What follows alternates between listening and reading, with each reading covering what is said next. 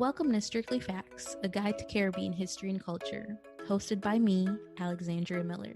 Strictly Facts teaches the history, politics, and activism of the Caribbean and connects these themes to contemporary music and popular culture. Wanton people, welcome back to another episode of Strictly Facts, a guide to Caribbean history and culture. If this is your first time tuning in, I'm Alexandria Miller and here to discuss all things Caribbean stories, not only as connections to our past, but as evidenced from today's episode as connections to who we are today and our evolving futures. History is always happening all around us. And in fact, in our most recent discussion with Mr. Kevin Farmer from the Barbados Museum and Historical Society, he shared a brief tidbit with us about an artifact's repatriation back to the lands of the Caribbean, specifically Jamaica. And so in our discussion today, we're definitely continuing on that track because I naturally had to learn more about this and share it with you all. And so joining me for this sort of continuation of our Caribbean Museum discussion is Dr. Shani Roper, curator of the University of the West Indies Mona Museum and a Caribbean historian with a special focus on Caribbean childhoods. Dr. Roper, thank you so much for being here. Let's begin with you telling us a bit about yourself, your connection to the Caribbean, and what inspired your passion for Caribbean history and museum education. Okay, so I'm Jamaican, home raised, born and grown, and lived in the States for grad school and came back. So I've been in Jamaica basically majority of my life. So I have always had, as my parents would put it, an affinity to dates and storylines, which really that's what history is a lot of. Is stories that are guided by dates as peripheries, and it's our ability to compile multiple storylines that are developed from engaging the archive to come up with multiple perspectives and narratives. So I have always defaulted to history. My degrees are in history, and just everything in my schooling, surprisingly, has been history. And of course, because I'm in Jamaica, your first history is the history of the island that you live in.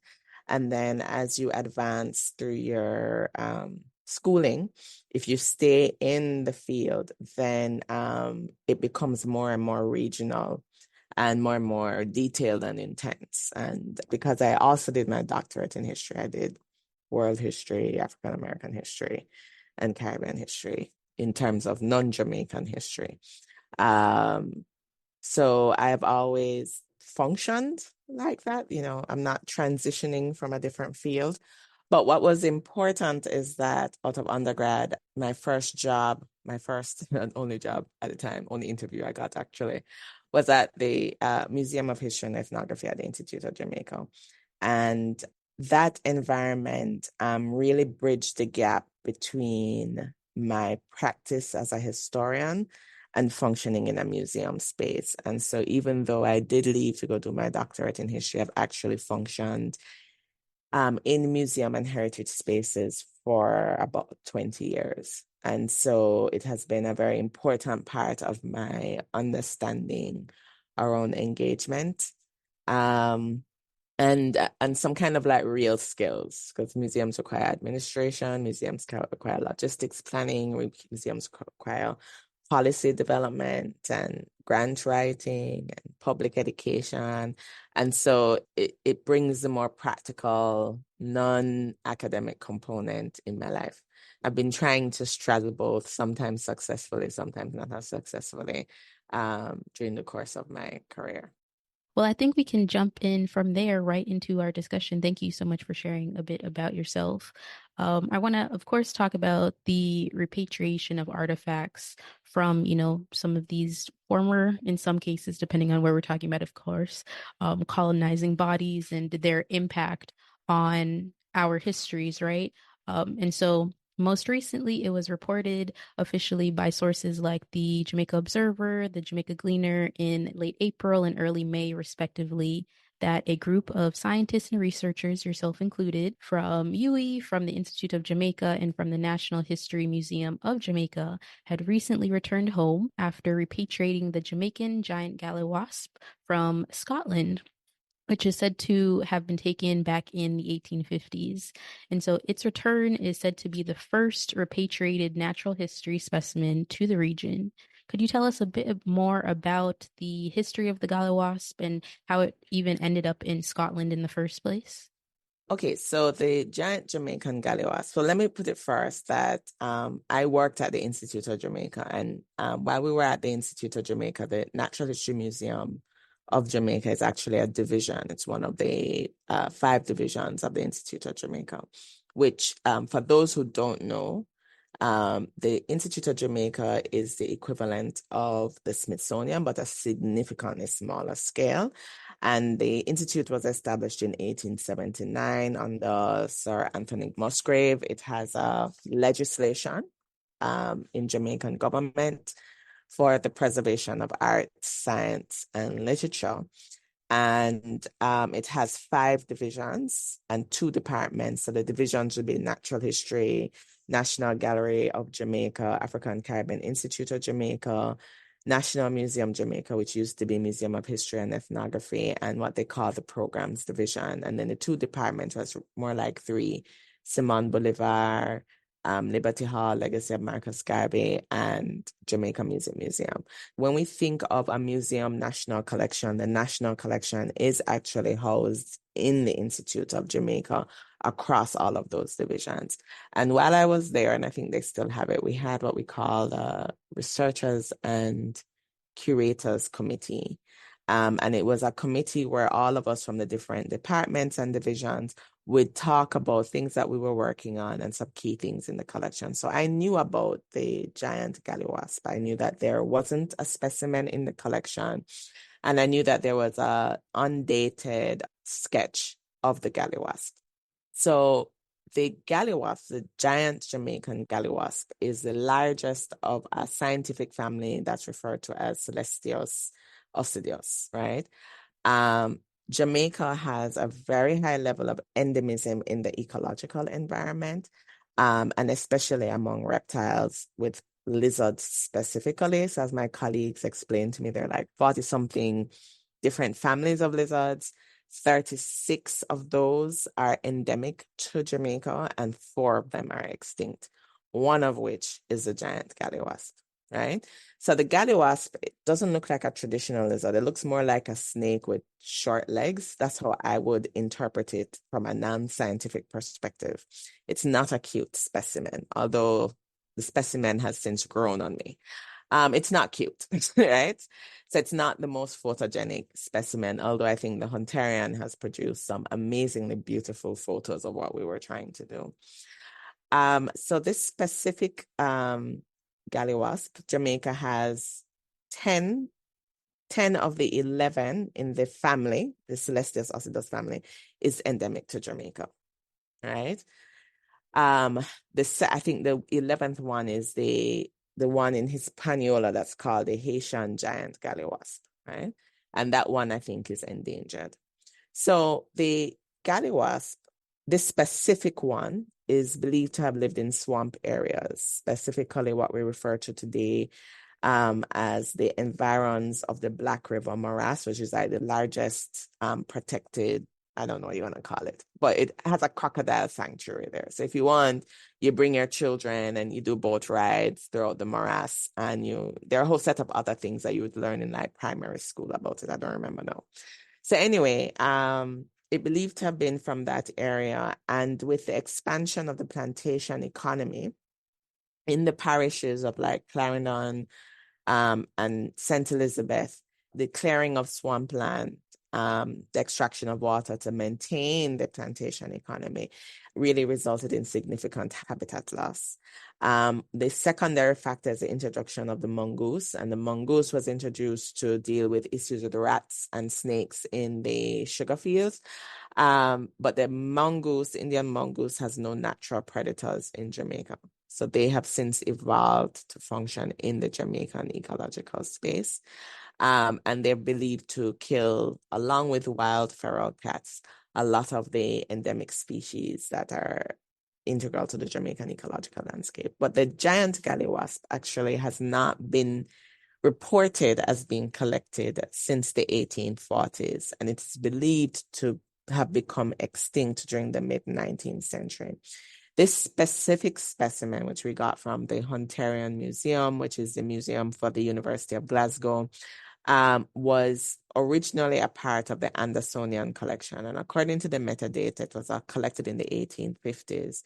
The Andersonian collection was absorbed into the Hunterian collection in the 1880s. And the specimen remained in the collection from that time until it came out for exhibition purposes in the last 2 years.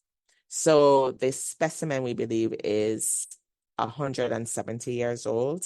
But because the giant galliwasp has been extinct since the 1840s, we actually don't know what is the average lifespan of an adult giant galliwasp.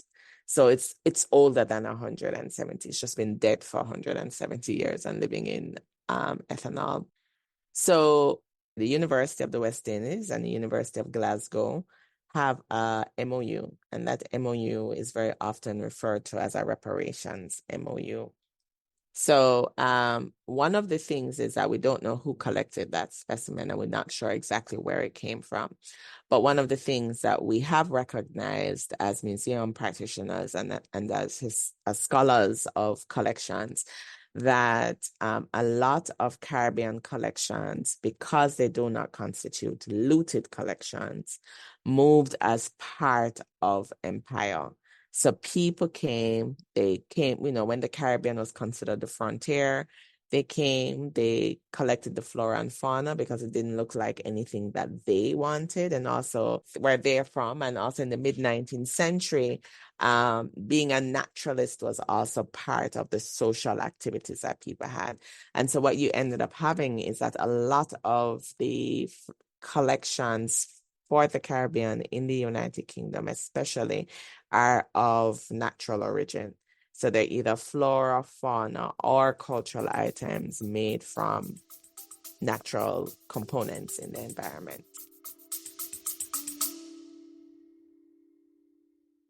A Little Bit de Todo is a podcast about a little bit of everything for curious minds of all ages. I'm Christina, and you can tune in every weekday to learn about things like Cinco de Mayo, chihuahuas, and volcanoes in Latin America. Episodes are bite-sized, 10 minutes long or less, and always Latin American related. Subscribe and follow A Little Bit de Todo podcast wherever you listen to podcasts. Wow, thank you, I think, so much for, of course, first situating, the history of the giant galliwasp for us, but also providing, I think, a very needed background to why this is, such an important moment in our history, right? And so the repatriation of the giant galliwasp comes, as you were, alluding to, and as a result of a lot of increased conversations about repatriation, whether that is, on a global scale, museums in general, there are even more recent conversations I've seen about Portugal, specifically, and repatriation. But I think for the case of our discussion today, particularly between UWI and the University of Glasgow. And so what was this process like in terms of coordinating for the artifacts return and the collaboration between scholars and the governments and, the universities, of course, between and the two countries? Okay, so the University of the West Indies and the University of Glasgow have an MOU, and it's usually they were signed in 2019, and it's usually referred to as the Reparations MOU, and it's grounded in this exchange knowledge sharing process of about kind of costed at £20 million. So under the MOU, the Hunterian engaged in a project an exhibition that they called Curating Discomfort. And the museums and the ways in which the museums could engage each other was always a part of the discussion. However, when my colleague at the Hunterian, Mike also was a zoology curator at the St. Augustine campus in Trinidad for several years before he returned to Scotland, and he's Scottish. He went to work at the Zoology Museum at the Hunterian. They had engaged community curators to go through the collection, and one of them had identified the Galliwasp as, they were just like, why is this lizard in Scotland when you guys don't have any Galliwasps here? So when it was put on display, Mike wrote myself and another colleague who actually was retired, so he never got the email, to say, hey, we have a Galliwasp here. We know you guys don't have a Galliwasp. We think this is an ideal candidate for repatriation. Would you be interested in facilitating it? And of course, because I have my IOJ background, I knew immediately the significance of the request, and said to him that I will reach out to my colleagues at the Institute of Jamaica. So what ended up happening was that we formed a committee. I remember one of the radio interviewers was like, you formed an entire committee for a lizard. I was like, yes, we did. So I brought in my colleagues from the Institute of Jamaica, which I would have been known for all of this time, and colleagues from the Hunterian, and we sat down and we actually worked out what this repatriation could look like. And that's very important, right?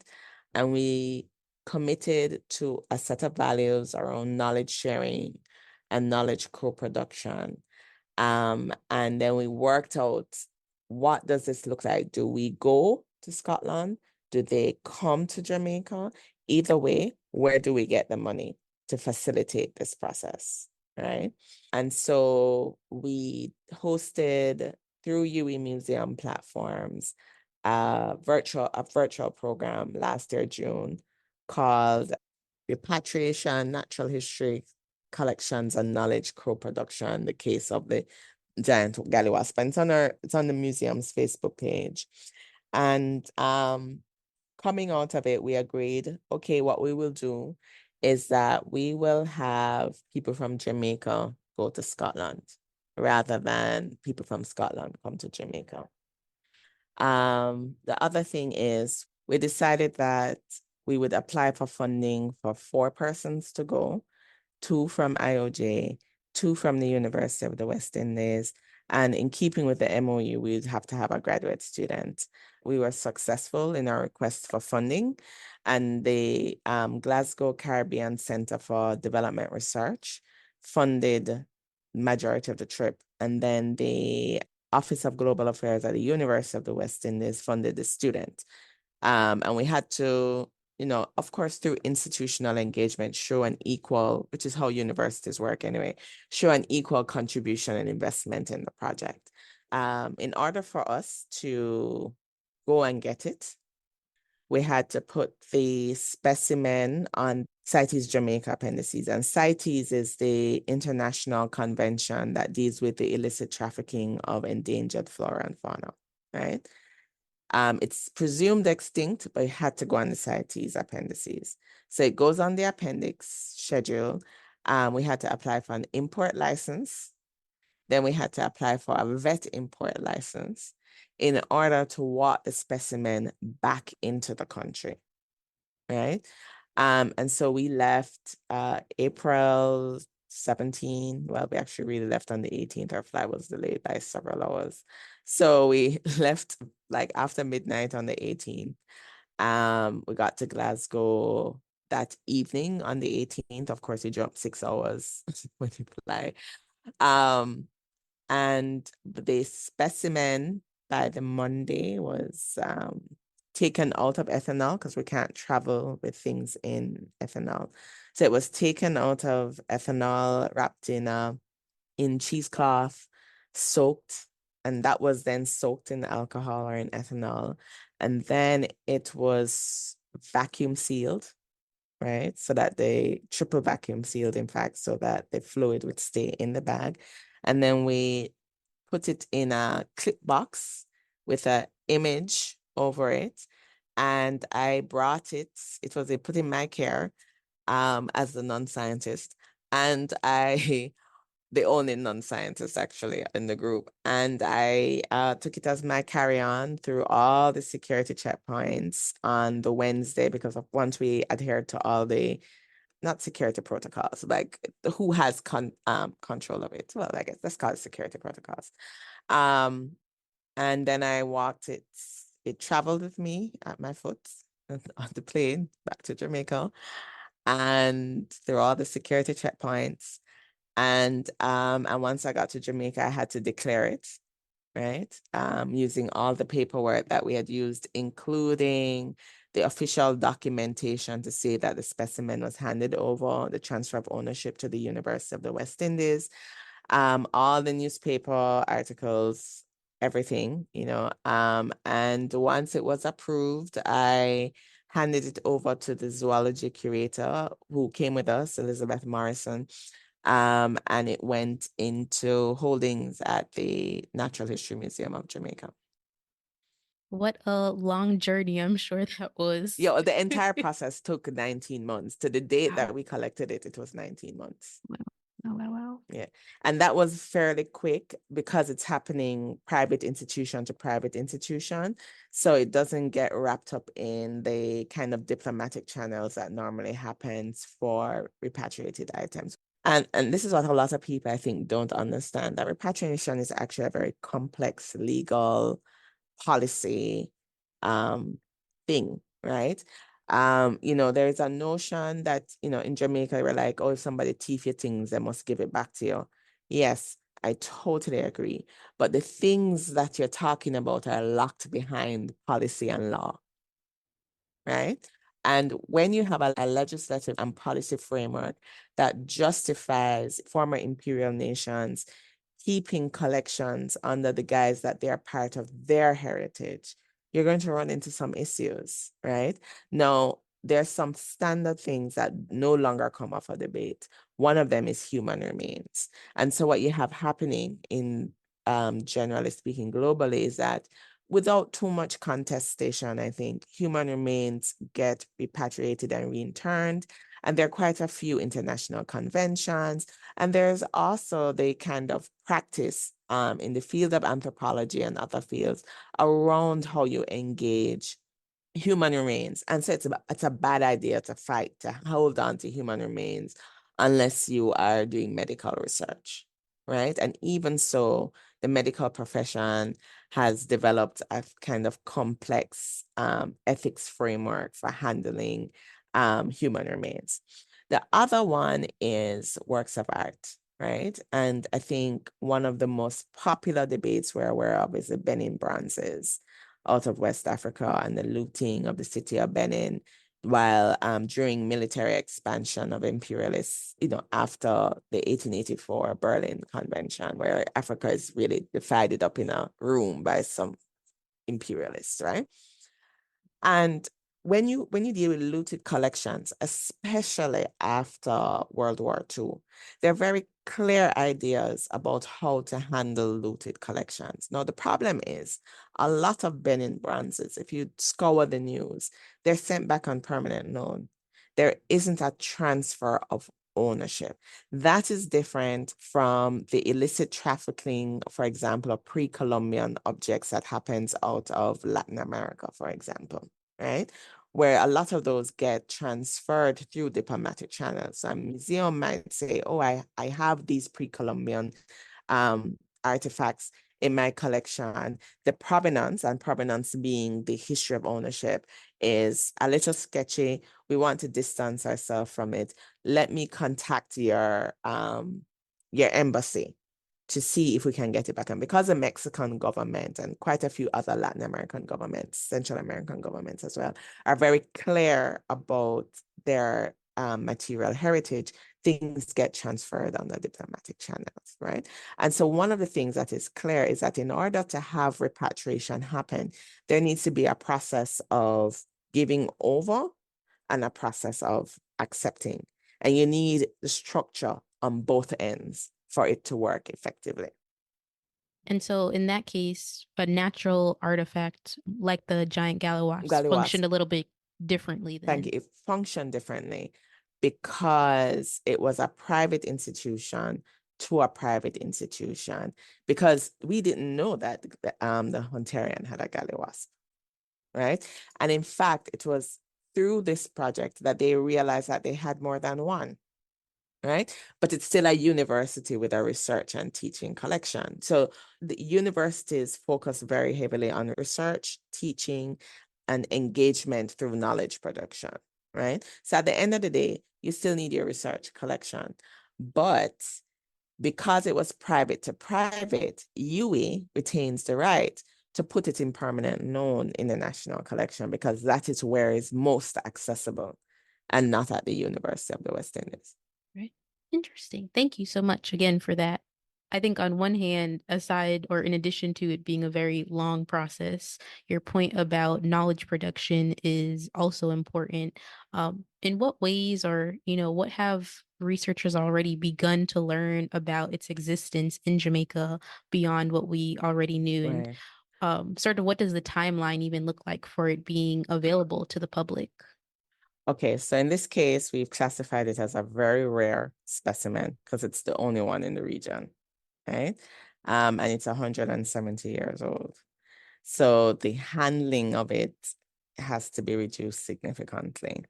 However, it's only just returned. And so basically what we've done is that we've done the kind of public education through the press and whatever, but also we have two herpetologists who are persons who study lizards. So they've already been able to see it, right?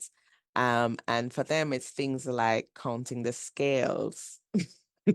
The fact that unless you went to the United Kingdom or went abroad to a collection that had a galliwasp in it, if you study lizards, you're never going to see one. And in fact, what we found out by actually seeing the specimen was that the image, the sketch that the institution had, which comes from Hans Sloane's account of galliwasps, because he was collecting things in the 1670s, was actually not drawn to scale and a poor representation of what a galliwasp looked like, right? And so by the mere fact that people can see it, right, and that scientists can think about, okay, these are the things that we need to think about when you look for galliwasps, to think about the evolution of the species itself. And then also, we also took DNA profiling from it, because the galliwasp is actually, as the zoologist explained to me, retiring creatures. So it doesn't mean that it's completely extinct. And these specifically apparently used to only come out at night. So it is possible in the more dense areas, for example, of the morass, that it could be there and we just don't know. And so the DNA profiling is important. The next step that we're working on, and my hope is that we can get funding for it, is for artists to do sketches and to develop handling items that would give people an access to the galliwasp that doesn't require us disrupting its current state. And then when it will be available. So for right now, initially we were hoping that it would be available May 22, but it looks like it's going to go into June, unfortunately. But we're working on it because a lot of Jamaicans, even though they have a really significant fear of lizards, are actually now interested and want to see it. So, yes. I think that is a very interesting point that you make. We're always talking about lizards and fear, right? But even within, I mean, probably lots of, more recent generations don't know much about the Galliwasp, but it was definitely a part of our folklore, with even, saying that, if a Galliwasp stings you and reaches the water Yeah, they before don't you. bite. Yeah, no, but they don't bite and they're more likely to run away from you. And in fact, because this specific one is in swampy areas, more than likely you'd run into another one while trying to get away from the one that you think bit you. But it does present a question, and I've been thinking about it as a social historian. The lore is based in fact. There must have been something that was happening that has resulted in this long recollection and long social memory. Because I grew up in Kingston, I've never seen a galliwasp. I know ground lizard. The big long green ground lizard. I know ground lizard. I know galliwasp, right? But I know about it. I know that if them bite you, you run go water. What is the basis for it? Because they don't sting. We don't have any poisonous animals in our endemic group in Jamaica. So what is the basis of this? And it poses a very important social history question about how we understand the role of, for want of a better word, because I'm not sure how I feel about the term folklore, but like, how do we engage this kind of collective memory that it makes the lizard evil, but right? Because technically, if it bites you, you must trouble it. Like, I don't know, like, you must trouble it. That's why it bites you. You know what I mean? So it requires some kind of thinking through, and you can't just exclude it because the thing has been gone since the 1840s. So what is the basis of it? And I think that's a legitimate question. Yeah. One may be its size. I mean, I think to think of a No, it's big. 16-inch lizard. No, well, that one was a young adult. While Right. we were in Scotland, we saw others Oh, wow. that were bigger. And the estimate is that they ran from 16 to 20 inches because a ground lizard is still slim. Even your biggest ground lizard is like not big. The Galliwasp is a full-figured lizard. Like, it's not just that it is 16 inches, it's that it tick-toe, right? So I can see why it would be a problem, right? But still not so sure. Like, I think we need some better accounts to tell us what the underlying cause was, So yeah. That, I think, brings me to a general point in terms of our discussion. Just what are your thoughts in terms of the repatriation of artifacts, be they natural history oriented or otherwise, back to the region generally? And how do you see the return of the giant galliwasps being a catalyst for other artifacts throughout the region? Well, I think if you can return a lizard, you can return anything. So I think it is a toe in the door, right? But we have a responsibility as Caribbean nations to, and I'm speaking very broadly in terms of Caribbean. I'm not only talking about the English-speaking Caribbean because the Dutch especially have been very focused on provenance research. The French have been involved in the return of items. And there is a lot of conversation between the Dutch kingdom and the Caribbean countries in the Dutch kingdom about repatriation, right? And there are these variations of repatriation, like digital repatriation. And, digital repatriation to me makes no sense. But sure, if that's the language that we're using, then it is a component of the debates within repatriation. But Caribbean countries actually have a responsibility to not only ensure that they become signatories of conventions that deal with repatriation, even if it cannot be applied retroactively, because those conventions actually require us to develop a very effective infrastructure to receive, right? And it requires us to put in legislation to ensure that we are in positions to protect the things that come back if we decide to go back for it. So I think it's a toe in the door. It broadens our idea of what cultural property is, right? Because very often we don't think of a lizard as part of our cultural property. But if we see ourselves as part of a larger ecological and cultural environment, then things, flora and fauna, are also considered material culture and should be strategically requested because it may not be everything that you needed. In this case, the giant galliwasp, it actually helps to complete the national collection because it's a massive gap in the collection. And also, based on some research that was done, the Institute of Jamaica did actually have giant galliwasp in its collection, but with the 1907 earthquake, it's either that it's during the 1907 earthquake or around the time of the 1907 earthquake where they moved some of the collections, the specimens were lost, but definitely during the earthquake because the building that the Institute occupied, because it's been on East Street the entire 145 years that's been functioning, the building that they occupied was destroyed. So the current building that exists as the main plant, well, the first of several main plants of the Institute of Jamaica, was built in 1911 in the aftermath of the earthquake. then brings into this question about theft, right? Because if we are a part of the colonial empire and we didn't steal it, and, we're just, they're not having a war, because people just came and went as they pleased, and there was no legislation preventing the mobility of cultural items. I think the first thing it does is also demand us to have some transparency about what is out there, because the Caribbean museums don't know what's out there. And then secondly, it requires us to set up the infrastructure and to develop relationships that allow us to think through the process of return. I think to that point, definitely necessary as we're, for Jamaica, particularly thinking about, and shifting towards republicanism and, dealing with these aftermaths of imperialism even today and continually moving forward. So thank you for sharing that as well. My penultimate question of every Strictly Facts episode is always looking for ways that we connect these stories and these histories to our popular culture.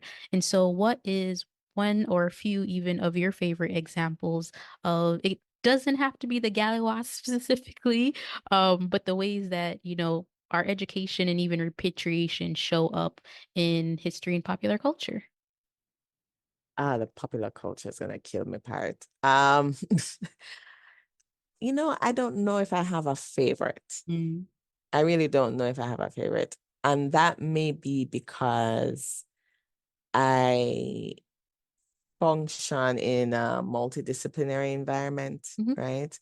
The things that matter most to me is the ways in which the engagement of history and culture creates opportunity for public engagement. So I think, I always come back to the Kingston Art Walk and the murals on Water Lane and the relationship between Kingston Creative and the National Gallery of Jamaica. So those are the things that I actually kind of prefer.